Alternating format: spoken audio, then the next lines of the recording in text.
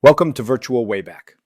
As Memorial Day has just passed, we wanted to take time not simply to remember soldiers in the abstract, but to return to a moment when the survival of the American experiment itself depended upon whether ordinary men would continue sacrificing after hope had already begun colliding with reality. When Americans think about the Revolution, we often think backward from victory. We imagine the Declaration of Independence, Washington crossing the Delaware, Yorktown, and eventually the birth of the United States, as though the outcome had always been inevitable.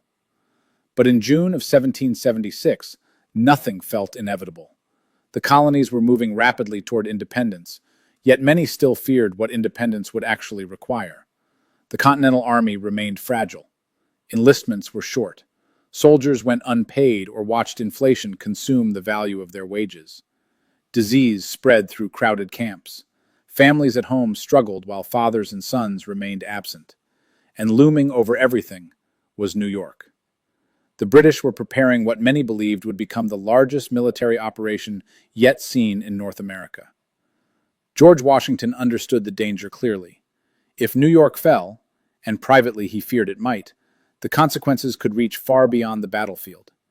Military defeat might fracture colonial unity, weaken support for independence, destroy financial confidence, and convince foreign governments that the rebellion could not survive. Tonight's discussion imagines a private wartime council convened by General George Washington in Philadelphia in June 1776. Washington comes not as an untouchable icon of history, but as commander-in-chief of a vulnerable army facing overwhelming British force and uncertain political support. He seeks candid advice not from men who always agreed with him, but from men whose influence, disagreements, and expertise could shape whether the revolution survived at all. Joining him is John Adams of Massachusetts, a delegate to the Continental Congress and one of the strongest advocates for independence, who believed the colonies must immediately prepare for a long and organized national war effort rather than temporary resistance. Also present is Benjamin Franklin, serving in the Continental Congress and already one of the colony's most respected diplomats and political thinkers, whose understanding of foreign governments, public morale, and the dangers facing republics during wartime made him indispensable as America searched for both unity and international legitimacy. Robert Morris of Pennsylvania joins the discussion as one of the colony's leading merchants and financial minds. In June 1776, Morris had not yet fully committed himself to independence, because he feared the colonies were financially unprepared for the consequences of total separation from Britain. Yet Washington understood that no army could survive without credit, supplies, taxation, and economic organization, making Morris's counsel essential despite his reservations. And finally, there is Nathanael Greene, one of Washington's most trusted generals. Greene was not a member of the Continental Congress and would never sign the Declaration of Independence, yet he may have understood more clearly than anyone at the table the human cost already being borne by the common soldier. Washington valued Greene because he connected military realities, the exhaustion, suffering, discipline, morale, and sacrifice inside the camps, to the political decisions being debated in Philadelphia. These men do not speak with the benefit of hindsight. They do not know America will survive. They do not know whether independence will even be declared successfully within weeks. They do not know whether the Continental Army will still exist by the end of the year. And importantly, they do not fully agree with one another.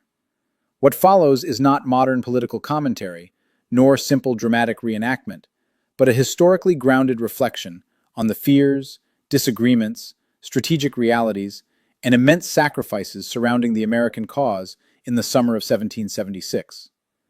And as we reflect on Memorial Day, it is worth remembering something often lost beneath the triumphal language of history. Before there was a secure United States, before there was certainty, there were simply soldiers. Cold, unpaid, uncertain, sick, frightened, hopeful, exhausted, asked to continue sacrificing for a nation that did not yet fully exist. This is a virtual wayback reflection on sacrifice, union, uncertainty, and the fragile beginning of the American Revolution, all intended to remember and honor soldiers and sacrifice during the early days and beyond of the Revolutionary War. Gentlemen, I thank you for coming. I shall speak plainly because circumstances no longer permit softer language. The British are coming to New York with a force likely greater than any yet assembled in North America. Ships without number, veteran regiments, artillery, supplies, and naval command sufficient to move where they please, while we struggle merely to anticipate them. I intend to defend the city. Honor and necessity both require it. But I do not deceive myself. New York may be lost. And if it is lost, the consequences shall extend beyond military embarrassment. The people have thus far endured hardship under the belief that resistance advances steadily toward success. Boston encouraged that belief. But a severe defeat, especially one witnessed publicly and accompanied by retreat, may alter the spirit of the continent itself. So I ask you not for encouragement, but for counsel. What must be done now, not after disaster but before it, to preserve the cause if New York falls? What changes are required among the colonies, in Congress, in finance, and in the Army itself? And I ask one question further. Many speak now of independence. If Congress declares it, does that strengthen the war effort, or place an even heavier burden upon a people already uncertain how long they can sustain this struggle? Mr. Franklin, perhaps you might begin there. Very well, General. I believe independence has already become inevitable in practice, though not yet formally in law. The ministry has made reconciliation nearly impossible because it insists upon obedience first and discussion afterward. Empires often mistake submission for peace. But your question is not whether independence is philosophically justified. It is whether declaring it strengthens survival. I believe it does. Not because declarations possess magic, but because foreign nations require clarity before risking themselves on our behalf. France shall not openly assist colonies still claiming loyalty to the crown, while simultaneously taking up arms against it. European powers are cautious creatures. They prefer rebels either defeated quickly or transformed into governments capable of enduring. At present, we remain something uncertain in the eyes of Europe. A resistance, a disturbance, perhaps even a temporary rebellion likely to fracture under pressure. An actual declaration alters that perception. It tells foreign courts that these colonies intend permanence rather than negotiation. But declarations alone are insufficient. If independence is declared, and New York then falls immediately afterward, Europe shall ask a very practical question. Can these colonies survive long enough to justify investment? That means Congress must prove continuity, regardless of military setbacks. The government must continue functioning. The Army must remain in the field. The colonies must continue cooperating materially. France may admire our resistance, but she shall only aid us seriously if she believes Britain cannot suppress us quickly. That is why New York matters beyond military geography. If its loss produces fragmentation, foreign confidence disappears with it. Dr. Franklin speaks correctly regarding foreign confidence, but I fear many gentlemen misunderstand what foreign governments truly observe.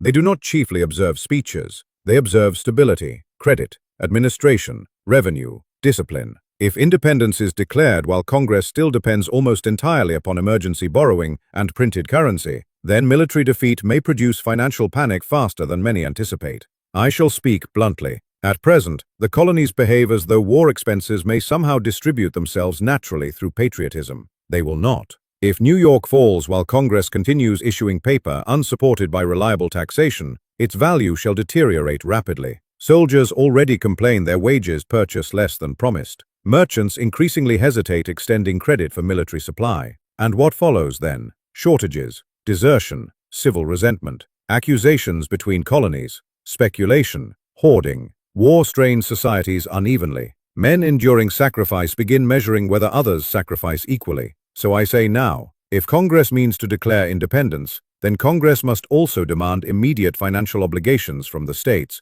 not voluntary enthusiasm, but obligations. Each colony should receive fixed quotas for troops, provisions, hard currency contributions, and transport support. And the people must understand plainly that independence without taxation is fantasy. No nation has ever fought a long war honestly while refusing to pay for it. On that point, Mr. Morris, I agree entirely. The colonies still conduct themselves too much like neighbors, cooperating temporarily, rather than a united people engaged in common survival. General Washington asked whether preparations should wait until after defeat. Certainly not. If we postpone difficult measures until disaster arrives, then disaster shall govern us instead of wisdom. Longer enlistments must begin immediately. Military supply must become continental rather than provincial. And Congress must cease fearing firmness merely because firmness resembles authority. I know very well what many fear. They fear centralized power, standing armies, taxes, executive influence. Very well, those dangers exist. But I ask another question. What becomes of liberty if Britain wins because Americans feared organizing themselves sufficiently to defend it? There is a childish notion circulating in some quarters that Republican government may fight war while avoiding every unpleasant instrument war requires. It cannot. Now let me speak specifically regarding independence. I believe declaring independence before New York is tested may actually strengthen the Army rather than weaken it. At present, many still imagine accommodation possible. That uncertainty infects everything. Soldiers ask whether they fight for rights within the empire or separation from it. Colonies hesitate because they hope the conflict may yet dissolve politically. A declaration clarifies purpose, and clarity matters enormously during hardship. Men endure suffering longer when they believe the object fixed and final. You believe independence strengthens morale within the Army itself. For many men, yes. Not all. Some shall recoil from it. Loyalists will certainly harden. Moderates may grow fearful. But hesitation carries dangers also. If soldiers continue bleeding while Congress itself appears uncertain regarding the object of the war, discouragement shall deepen after every setback. There is truth in that. I speak with officers and soldiers daily, General. The men are not philosophers, but neither are they fools. They understand this war grows larger each month. At first, many enlisted believing they defended local rights or resisted parliamentary overreach. But now they hear Congress debating independence while they themselves endure disease, shortages, and constant expectation of battle. Naturally, they ask, to what end? And the answer matters. A man may survive hardship more readily when he believes he suffers for the birth of a nation rather than merely another petition ignored by Parliament. But I caution this room against excessive optimism. Independence alone will not preserve morale after defeat. Victory encourages enlistments. Retreat discourages them. That is simply reality. And I fear many civilians still misunderstand what prolonged warfare shall demand of common soldiers. Already we bury men not merely from battle, but from fever, exposure, dysentery, and exhaustion. Entire regiments diminish before firing a shot. We have officers without proper tents and privates without shoes fit for long marches. The dead thus far are not yet enormous by European standards. But if this war continues several years, as I increasingly suspect it shall, the losses may become far greater than Congress presently imagines.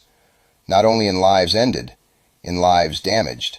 Farmers absent from families, trades interrupted, young men hardened by constant privation, widows dependent upon uncertain support.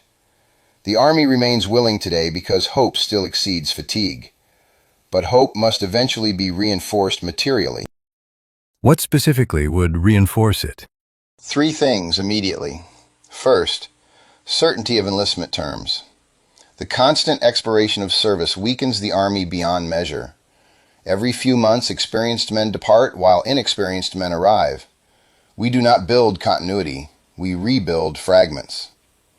Second, visible commitment from the colonies toward soldiers' families.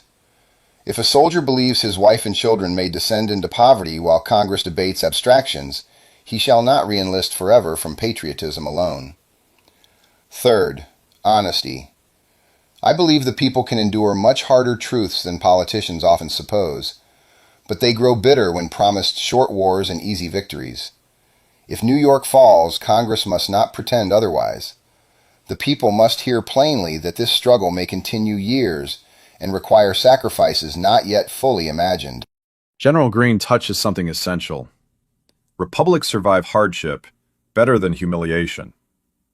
The people may endure great losses if treated as citizens participating in common sacrifice.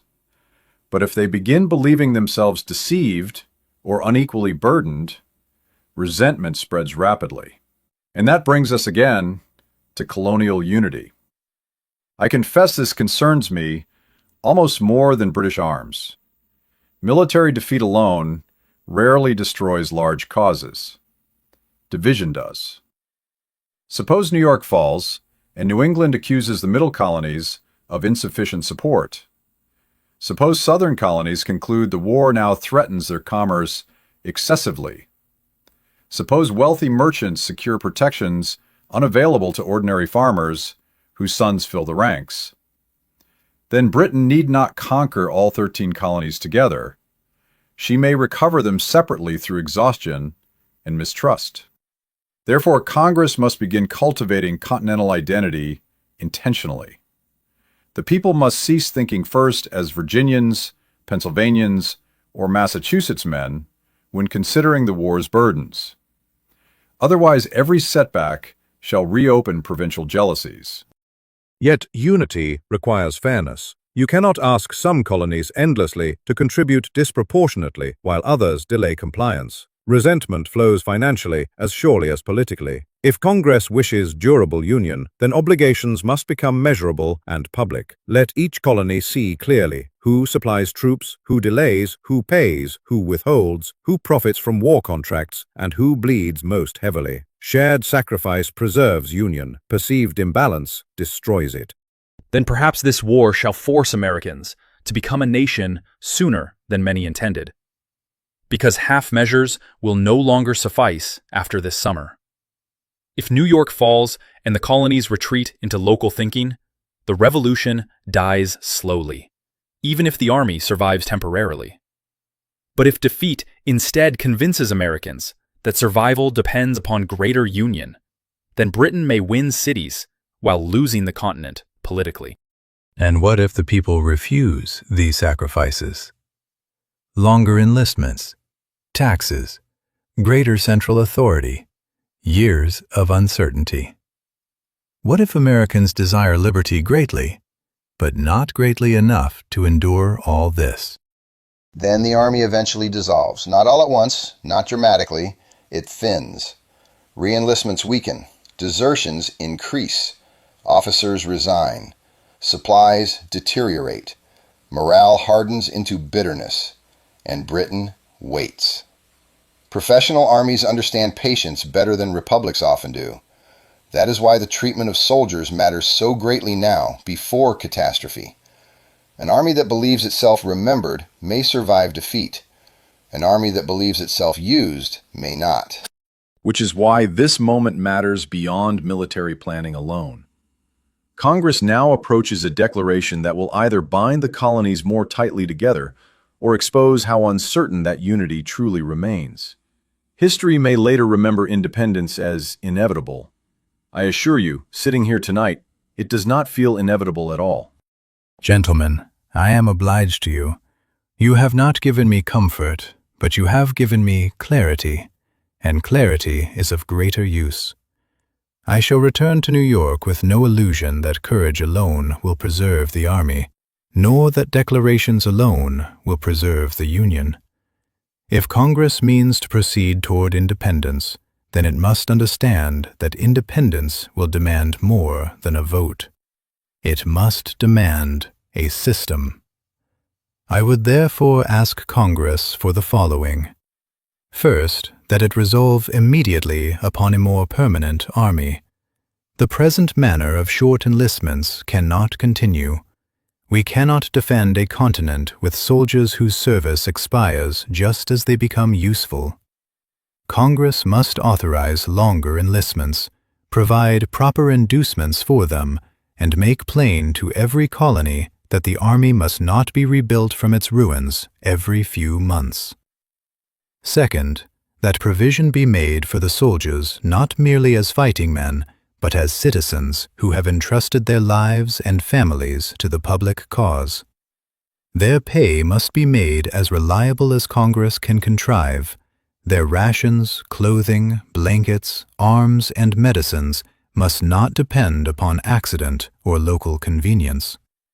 If a man is wounded, if he dies, if he leaves a widow or children behind him, the country must not treat his sacrifice as completed business and turn away. An army neglected in camp will not remain faithful in retreat. Third, Congress must require from the states fixed and known contributions of men, money, food, transport, and military stores. Recommendations will not suffice. Every colony must know its duty, and every colony must see that the others bear theirs. Nothing will dissolve union faster than the belief that one part of America bleeds while another bargains.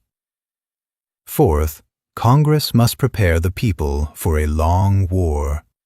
If New York is lost, the public must not be permitted to believe the cause is lost with it. Cities may fall. Armies must survive. Government must continue. The people must be told honestly that hardship shall increase before relief appears. Better that they hear hard truth from their own representatives than false hope followed by panic. Fifth, if independence is to be declared, let it be accompanied by conduct worthy of independence.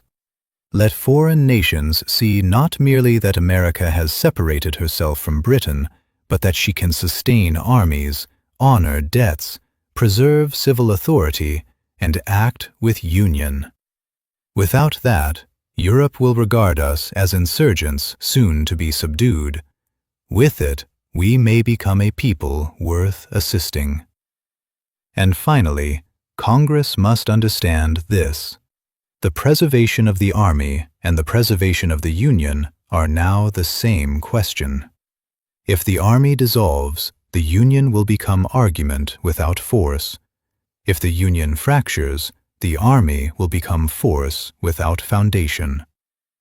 I do not ask Congress to give me unlimited power. I ask it to give the Army sufficient support to remain obedient to civil power and useful to the public cause. If America is to be born, gentlemen, she must be born not only in Congress, but in the field, in the treasury, in the market, in the homes of soldiers, and in the willingness of each colony to suffer for the others. Should New York fall, let Britain gain only ground, not our army, not our union, not our resolution.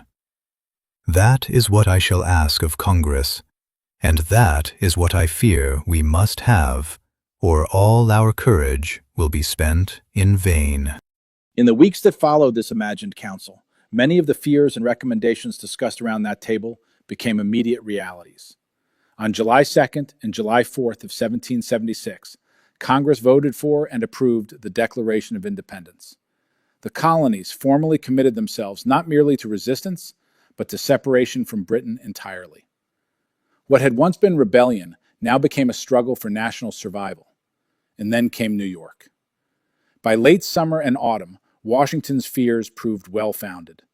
The British captured New York after a series of major defeats inflicted upon the Continental Army on Long Island, Manhattan, and across the surrounding region. The Army suffered heavy losses, desertions increased, enlistments neared expiration, and many believed the revolution itself stood near collapse before the year had ended. Yet remarkably, not everything collapsed. Many of the measures discussed in this conversation gradually began to take shape, though often imperfectly and only under severe pressure. Congress increasingly moved toward longer enlistments after Washington repeatedly warned that short-term service was destroying the Army's effectiveness. Nathanael Greene and others continued pushing for greater military organization, supply reform, and professional discipline. The Continental Army slowly became more durable and experienced over time. Robert Morris's concerns proved equally prophetic. Financing the revolution became one of the greatest challenges of the war. Inflation worsened, supplies remained inconsistent, and Congress struggled constantly with debt and inadequate revenue. Yet Morris himself would later become one of the most important financial architects of the war effort, helping sustain the Army during some of its darkest years. Benjamin Franklin's observations regarding foreign recognition also became essential. Independence transformed the conflict diplomatically. France gradually came to see the American cause not as a temporary disturbance, but as a possible strategic opportunity against Britain. After the American victory at Saratoga in 1777, France formally allied with the United States, a turning point without which ultimate victory may never have been achieved. And Washington's central concern, the preservation of both the Army and the Union, remained the defining challenge of the Revolution from beginning to end. The Army survived not because suffering was small, but because enough soldiers continued enduring it. And the suffering was immense. Thousands died not only from battle, but from disease, exposure, hunger, infection, inadequate shelter, and exhaustion. Men marched without shoes. Families endured years of absence and uncertainty. Many who survived physically carried the burdens of the war long afterward. The American Revolution is often remembered through its declarations and victories, but its survival depended just as much upon endurance during moments when victory seemed unlikely, union seemed fragile, and sacrifice continued without certainty of success. As we conclude this virtual wayback reflection following Memorial Day, we remember not only the famous names of the Revolutionary era, but the ordinary soldiers whose perseverance carried the cause through defeat, retreat, scarcity, and doubt. Before there was a secure United States, there were men willing to continue marching even when the future remained unclear. Their sacrifice helped preserve both an army and eventually a nation.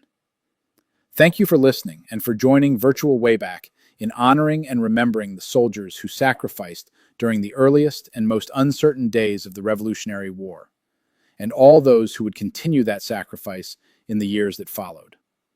Until next time, thank you for traveling back with us. And until then, I encourage you to join our community at virtualwayback.com to have your own conversations with Washington, Franklin, and so many others who will help you live history.